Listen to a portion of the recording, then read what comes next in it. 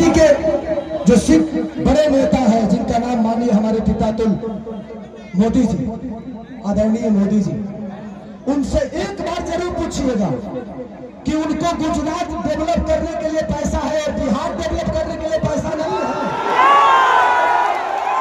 सिर्फ बिहार में सिर्फ ट्रेन भेजेंगे हमारे भाइयों को प्रदेश छोड़वाने के लिए, और गुजरात में फैक्ट्रियां लगवाएंगे।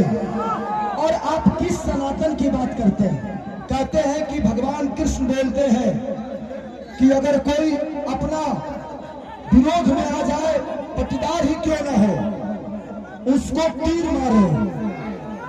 अरे भाई, हम आपके विरोध में कब आ गए? माने तू चुनाव लड़ रहा था, तू क्यों के विरोध में? हम लड़ गए तो हम विरोध में आ गए।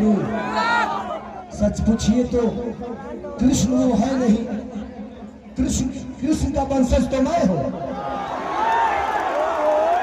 तब उनको पता करना है कि वो कौरव के दल में है कि पांडव के दल में है, क्योंकि पांडव की तरफ से तो मैं हूं। तो ठीक है रवि भैया, एक जरूर सवाल है आपसे, जरूर पूछिएगा माननीय आदरणीय हमारे पितातुल मोदी जी से कि आपका केंद्र में सरकार 15 साल से है, बिहार में सरकार 20 साल से है, क्या एक भी फैक्ट्री के लायक हम लोग नहीं है? एक भी फैक्ट्री के लायक? दुख होता है खुद को, जब हम बाहर जाते हैं ना तो सब हमें बिहारी बुलाता है, सब दुख होता है। मजदूर होने के लिए पैदा होते हैं, सिर्फ मजदूर बनने के लिए पैदा होते हैं हम। मैं इसीलिए कह रहा हूं कि जात पात छोड़ के एक बार अपने बच्चों के भविष्य के लिए वोट कर दीजिए, शायद बिहार बदल जाएगा और हमारा परिवार बदल जाएगा यार, प्लीज। तो थैंक यू सो मच। मुझे और भी कहीं जाना है और आप हमारे बीच में अनुपमा है, ये बहन को दिल से थैंक यू कि आपने मेरे लिए वक्त निकाला। हाँ अच्छा, थैंक यू, इधर आ जाइए आप।